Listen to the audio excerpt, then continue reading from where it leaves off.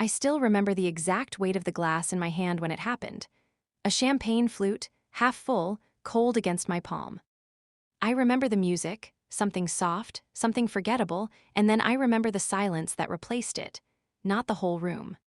Just a pocket of silence that spread outward like a crack in ice, until every single person near us had stopped talking and was watching him stare at me like I was nothing.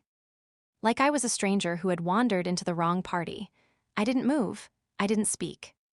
I just stood there in my own home and let the moment breathe, because I already knew this was not going to end the way he expected. We had been married for 6 years when my wife, Diana, decided to throw herself a promotion party. Not a small dinner, a real party. 43 people, catered food, fairy lights strung across the backyard, the kind of evening she had been dreaming about since her first week at that company. And she deserved it. She had worked 4 years at Meridian Solutions, stayed late more times than I could count, missed dinners and weekends and one anniversary that we don't talk about anymore. And finally, they made her a senior director. I was proud, I genuinely was. I took the whole week off to help her plan it. I ordered the food, I built the lighting rig myself, I made a playlist that took me 2 evenings to get right. Diana and I met at a mutual friend's barbecue 11 years ago. She was wearing a yellow dress and arguing passionately with someone about a movie I hadn't seen, and I thought, I need to know that person. We dated for 5 years before we got married, slow and careful and sure of each other. She's a planner, I'm a builder, we balance. When she talks, I listen. When I'm quiet, she reads me without asking. We've had hard years, every marriage does, but we always came back to the same table. That backyard, those fairy lights, that party, it was supposed to be a celebration of everything we had built together. I had never met most of her coworkers in person. She talked about them, of course. There was Marcus, her assistant who she said was terrifyingly organized. There was Priya, her closest work friend, the one she called after hard meetings. And then there was Derek. She had mentioned Derek maybe 3 or 4 times over 4 years, always briefly, always casually.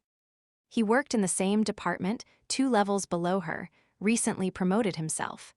Nothing about the way she described him ever made me feel anything at all.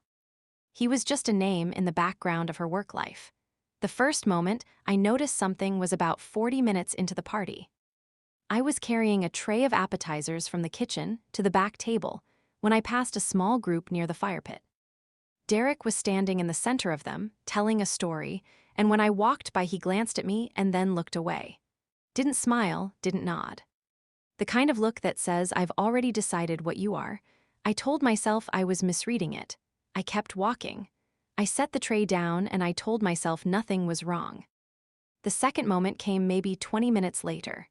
Diana was across the yard talking to her manager, and I was speaking with her old college friend, Serena, by the back fence. Somewhere in the middle of our conversation, I heard Derek's voice, louder than before, saying something that ended in a laugh, and the laugh was directed at me. Not at a story. At me. I didn't hear the beginning of what he said, but I heard the laugh and I saw 2 people near him glance in my direction before looking away. Serena kept talking. I kept nodding. But something had shifted in the air, and I could feel it. The third moment was at the drink table. I went to refill a guest's water and Derek appeared at my elbow, picked up a glass, and said, without looking at me, "You're the husband, right?" I said yes. He nodded slowly, like I'd confirmed something he already suspected, and walked away. 3 words, that's all it was, but the way he said it. The way the word husband sat in his mouth like it was a consolation prize. I couldn't explain it. I couldn't have told Diana what was bothering me if she'd asked right then, because nothing had technically happened yet. But I knew. I could feel the whole evening tilting very slightly in a direction I didn't like. What happened next made me question everything I had assumed about that party.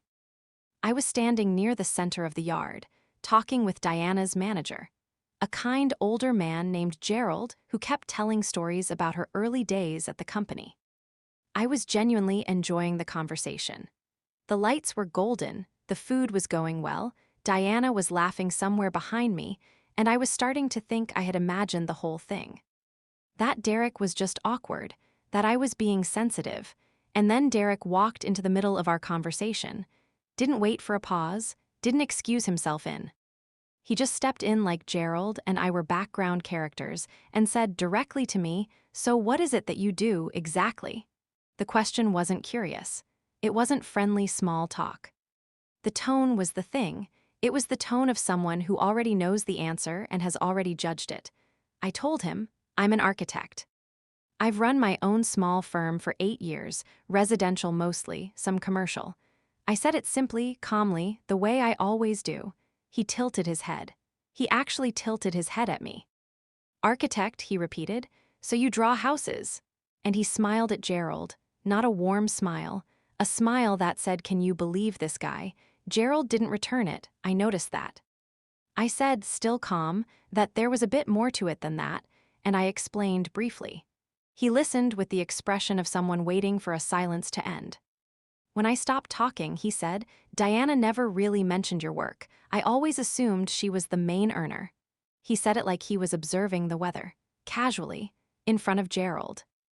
In front of 2 other people who had drifted over to join us. And there it was, not a question, not even really an insult. Just a small grenade, dropped gently into the center of the conversation to see what I would do. Gerald cleared his throat. I could feel the people around us go very still. The music was still playing somewhere, but no one near us was listening to it anymore. They were watching me. They were waiting. I didn't feel angry. That surprised me. I felt something much cooler than anger. I felt clear.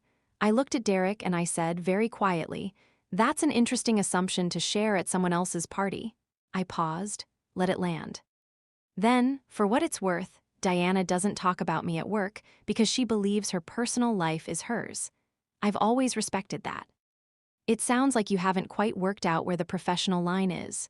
The silence after that was different from the silence before. Before, people were bracing. After, they exhaled. Derek's jaw shifted. He opened his mouth. Then he closed it. Gerald put his hand briefly on my shoulder and said, "I've heard great things about your firm, actually. Diana mentioned a project you finished last year. Something in the hills." And just like that, he steered the conversation somewhere solid, somewhere real, and Derek was left standing at the edge of it with nothing to add. He drifted away about 90 seconds later. I didn't feel triumphant. I mostly felt tired. And I felt something else, something I didn't want to feel at my wife's celebration party. I felt worried. I didn't tell Diana that night. The party ended beautifully. People hugged her, toasted her, told her how much she deserved it. I watched her face the whole evening and I saw nothing there except happiness. We cleaned up together after midnight, slow and easy, the way we always do.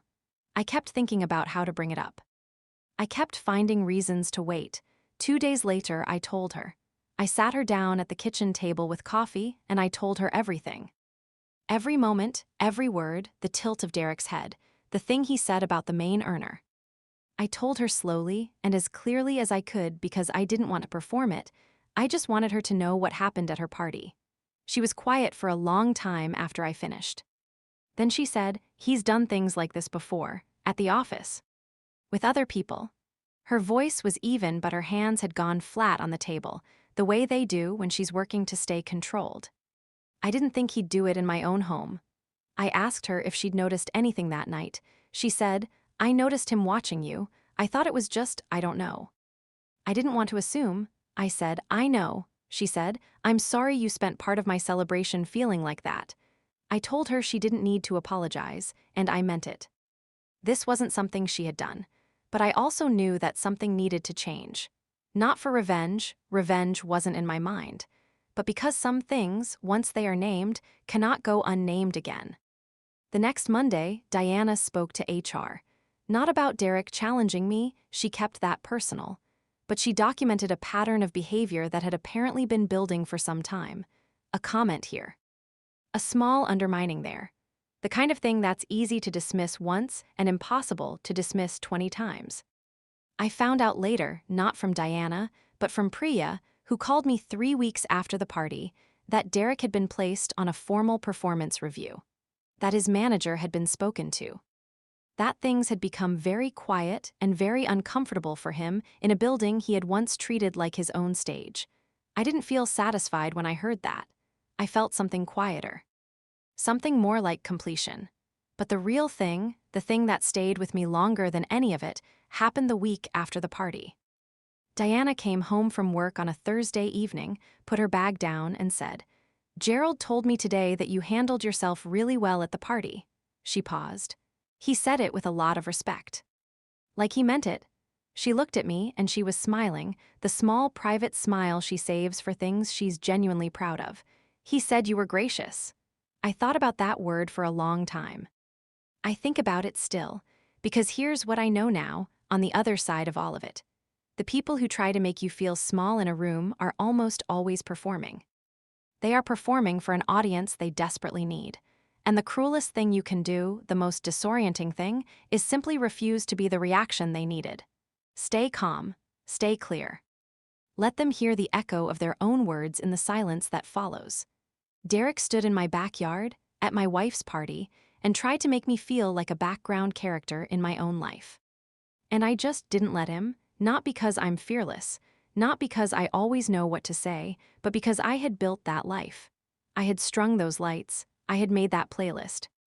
And I knew in my bones, that nothing he could say in that backyard was more real than what I had built inside it.